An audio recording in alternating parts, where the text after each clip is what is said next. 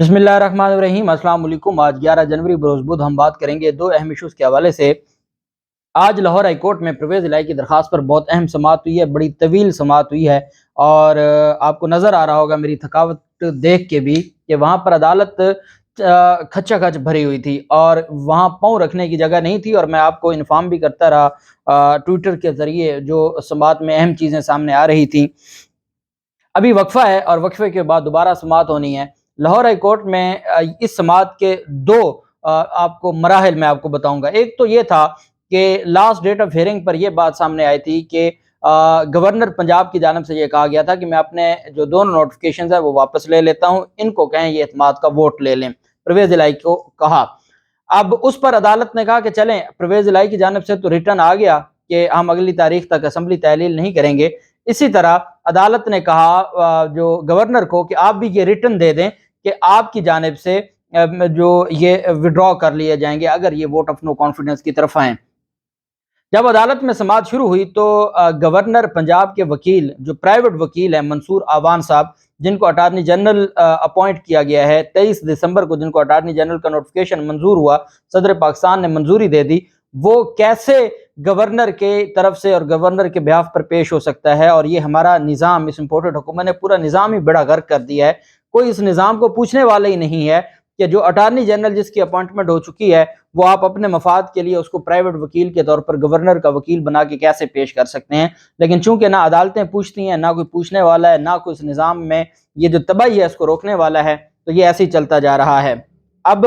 राना सनावला भी कमरा अदालत में मौजूद थे, राना मशहूद कमरा अदालत में मौजूद था, अता तारड़ मौजूद थे और ये बहुत ज्यादा कॉन्शियस हैं। अब इनको पता है कि इनको कोई लाहौर हाई कोर्ट से ही रिलीफ मिल सकता है, इसके अलावा इनके पास नंबर्स तो पूरे हैं नहीं और ये चाहते हैं कि ये नंबर्स पूरे करें और इनके कोई 2-4 नंबर्स हम आगे पीछे करें और फिर ये मामला इसी तरीके से चलता रहे। इस पर अब पहला जो मरहला था, बैरिस्टर अली जफर साहब जब उन्होंने अपने दलाइल शुरू किए तो अदालत ने कहा, अब अदालत ने पहले मरहले में बतौर पंचायत, कानूनी पंचायत, उनकी जानिब से यह कहा गया कि अब आपका क्या कोई मसला हल हुआ है या नहीं हुआ। जिस पर परवेज़ इलाही के वकील अली जफर साहब ने कहा नहीं, कोई मसला हल नहीं हुआ, हमारा कौन सा मसला हल होना था, आपने इनके नोटिफिकेशन मुअत्तल कर दिए, हमें कहा असम्बली तहरील नहीं करनी, इस वजह से हम तो खामोश थे। उस पर मंसूर आवान साहब ने कहा, जो गवर्नर के वकील थे, कि जनाब इनके पास सफिशिएंट टाइम था, ये अपनी बोनाफाइडली शो करवा सकते थे, इनको वोट ऑफ कॉन्फिडेंस लेना चाहिए था, इनको एतमाद का वोट ले लेना चाहिए था। उस पर अली जफर साहब ने कहा जी हम क्यों ले लेते एतमाद का वोट, जबकि हम 2 माह पहले तो हमारी अपॉइंटमेंट हुई है। सुप्रीम कोर्ट ऑफ पाकिस्तान ने कहा कि परवेज़ इलाही के पास अक्सरियत है और परवेज़ इलाही को वज़ीर आला सुप्रीम कोर्ट ने बनाया, तो एतमाद हमारे पास अक्सरियत थी तो हमें वज़ीर आला बनाया। अब हमें कौन सी ऐसी मुश्किल दरपेश आ गई है कि हम क्यों एतमाद का वोट लें, जबकि जो गवर्नर की जानिब से गैर आइनी नोटिफिकेशन जारी किया गया था वो लाहौर हाई कोर्ट ने स्टे ऑर्डर जारी कर दिया था, तो हम क्यों लेते, हमें जरूरत ही नहीं थी। और हम वो वोट ऑफ कॉन्फिडेंस लेके हम क्यों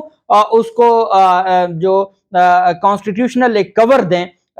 गवर्नर के इख्तियार को। हाँ, अगर हाई कोर्ट देना चाहती है तो हाई कोर्ट देना कवर कि गवर्नर का ऑर्डर ठीक था, ताकि वो प्रेसिडेंट बन जाए। हम क्यों कवर दें, हम अपने अमल से क्यों उसको आईनी जो साबित कर दें। बहरहाल जो जज साहब ने पूछा कि अली जफर साहब क्या आप इस बारे में क्या कहना चाहते हैं, तो अली जफर साहब ने कहा जी हम मेरिट के ऊपर हम चाहते हैं कि आप हमारी बात सुने, और अगर तो आप मेरिट के ऊपर सुनते हैं और आपको ये लगता है कि गवर्नर का नोटिफिकेशन ठीक था तो हम तैयार हैं, हम तो वोट ऑफ कॉन्फिडेंस ले लेंगे। लेकिन हम असल में मामला ये है कि क्या गवर्नर का ये जो नोटिफिकेशन है ये बदनीयती पर मबनी है, गवर्नर ने सियासी मफादात और अपनी जमात को सिक्योर करते हुए ये सारा कुछ किया है। हम ये देखना चाहते हैं कि अदालत क्या फैसला करती है, अदालत गवर्नर के अमल को आईनी कहती है या गैर आईनी कहती है। अगर तो अदालत कहती है कि उसने आईनी तौर पर यह सारा कुछ किया है तो हम हमारा जो प्रोसेस होगा हम उसमें ले लेंगे। अदालत ने कहा आपका इशू था कि आपको वक्त थोड़ा मिला,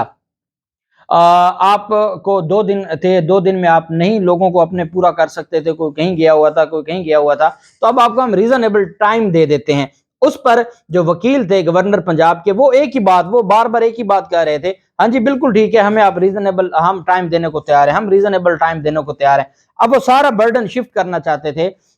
इन पर कि जी ठीक है ये वोट ऑफ कॉन्फिडेंस की तरफ जाएं, हम इनको टाइम देने को तैयार हैं। تو اس پر علی ظفر صاحب نے کہا کہ ہم نہیں چاہتے کہ ہم ان سے کوئی ٹائم لیں، ہم چاہتے ہیں کہ آئین کیا کہتا ہے، ہم چاہتے ہیں کہ ہم آئین سے باہر نہ جائیں، آپ ہماری بات سنیں، میرٹ کے اوپر جو جناب فیصلہ کریں گے اس کے مطابق دونوں پارٹیوں کے پاس آپشن ہے، بھلے وہ سپریم کورٹ چلے جائیں، بھلے وہ آپ کے آرڈر پر امپلیمنٹ کریں، تو یہ آپ میرٹ کے اوپر سنیں۔ بہرحال کافی دیر بحث ہوئی، بحث ہونے کے بعد جسٹس عابد عزیز شیخ صاحب کی سربراہی میں کیونکہ 5 رکنی بینچ تھا، وہ اس نتیجے پر پہنچا کہ علی ظفر صاحب اور وزیر اعلیٰ پرویز الہی کی جانب سے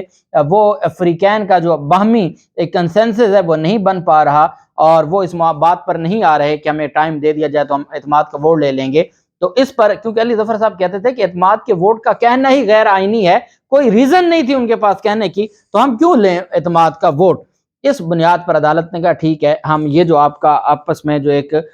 بات چل رہی تھی کہ دونوں طرف سے بیان آ جائے گا، سٹیٹمنٹ آ جائے گی، تو اس پر ہم نتیجے پر پہنچ گئے کہ یہ اب میرٹ کے اوپر ہو سکتا ہے، اس کے علاوہ جو ہے وہ کوئی حل نہیں ہے، اب آپ میرٹ پہ دلائل شروع کریں۔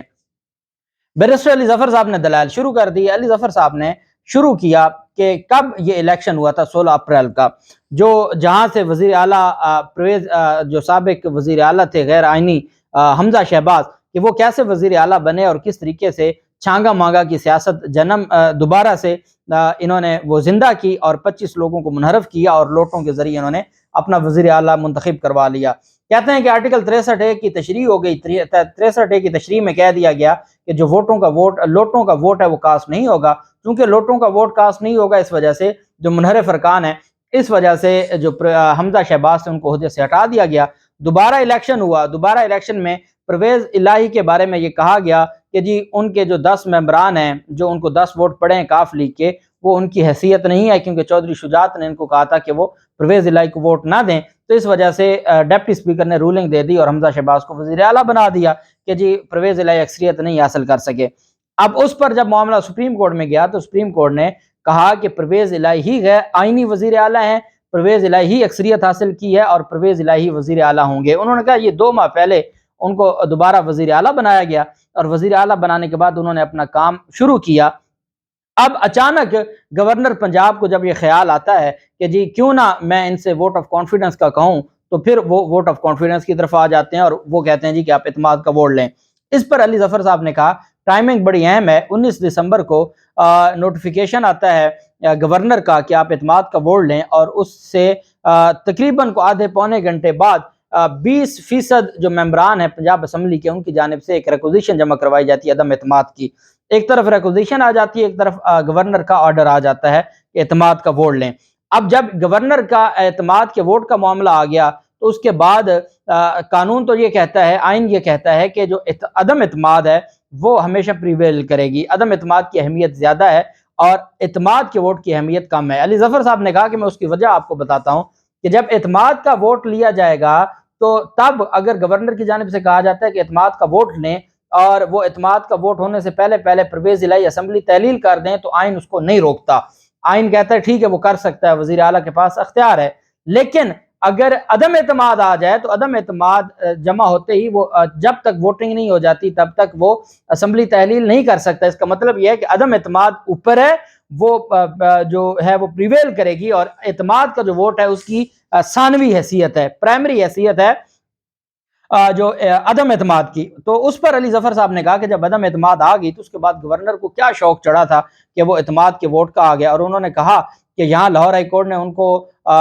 ہمیں سٹے دیا اور کہا جی کہ آپ اسمبلی تحلیل نہیں کریں گے، انہوں نے عدم اعتماد واپس لے لی، ان کو اعتماد کا ووٹ بھی آ گیا، آپ نے ان کو ریلیف بھی دے دیا، وہ عدم اعتماد بھی واپس لے لی گئی۔ تو کیا عدم اعتماد پہلے لینا درست نہیں تھا؟ اور کیا جب عدم اعتماد آ جائے تو پھر اعتماد کے ووٹ کی کیا حیثیت ہوتی ہے؟ اور سب سے اہم پوائنٹ علی ظفر صاحب نے یہ کہا کہ جب اعتماد کا ووٹ لینے کا کہا گیا تو اسپیکر نے اس کے اوپر رولنگ جاری کی۔ اسپیکر کی رولنگ کو آج تک کسی فورم پر چیلنج نہیں کیا گیا، اسپیکر کی رولنگ بالکل غیر آئین کے مطابق ہے جس کو کسی فورم پر چیلنج نہیں کیا گیا، اور وہ فائنلٹی اٹین کر گئی۔ اسپیکر نے اعتماد کا ووٹ لینے کا نوٹیفیکیشن ختم کر دیا۔ اس وقت جب میں اور آپ بات کر رہے ہیں اسپیکر کا اعتماد کے ووٹ کا نوٹیفیکیشن ایگزسٹ ہی نہیں کرتا، کیونکہ اسپیکر اس کو ختم کر چکے ہیں۔ گورنر کا جو اعتماد کے ووٹ کا نوٹیفیکیشن ہے وہ ایگزسٹ ہی نہیں کرتا۔ عدالت کو یہ بھی کہا کہ اگر ہم آرٹیکل 130 سب آرٹیکل 7 پڑھیں اور اس میں ہم دیکھیں کہ کہا گیا ہے کہ جی اگر گورنر سیٹسفائی ہو تو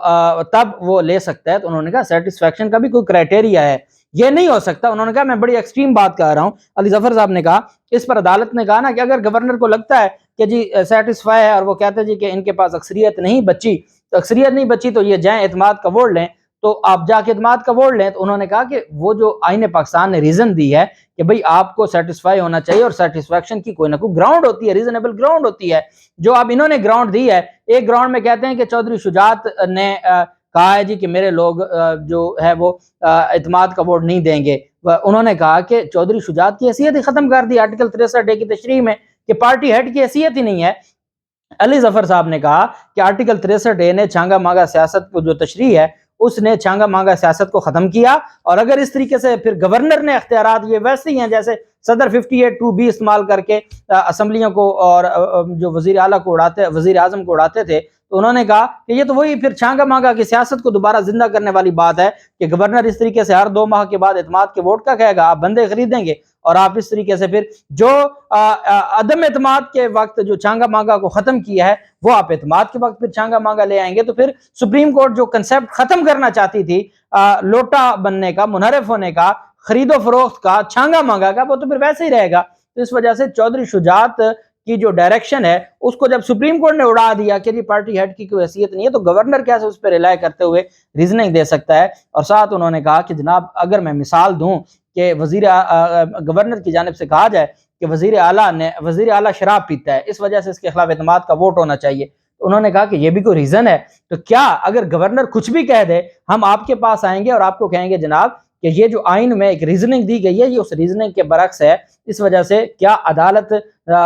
ہر حال میں اس نوٹیفکیشن کو کالعدم قرار نہیں دے گی؟ عدالتیں اس لیے بیٹھی ہیں۔ یہی بات ہم کہہ رہے ہیں کہ جو اعتماد کے ووٹ کا نوٹیفکیشن ہے اس میں کوئی ریزننگ نہیں ہے، وہ آپ پڑھ لیں، یا تو وہ ریزننگ نہ دیتے تو آپ کہتے ہیں کہ ٹھیک ہے جی ان کے پاس ایک اختیار ہے، جب انہوں نے ریزننگ دے دی اس کی جانچ کرنا یہ آپ کی ذمہ داری بنتی ہے۔ اور اس طریقے سے عدالت میں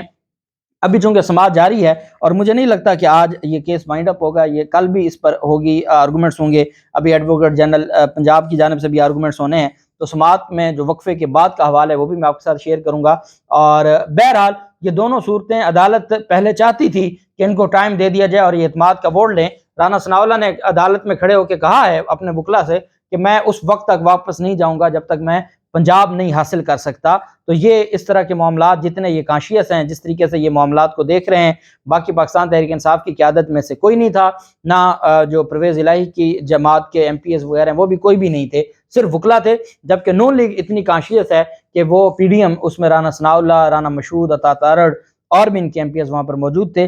جو بھی سماعت کا حوالہ ہوگا آپ کے ساتھ شیئر کریں گے۔ اللہ پاک پاکستان کامیاب ناصر ہو۔ بہت شکریہ۔ اللہ حافظ۔ پاکستان زندہ باد۔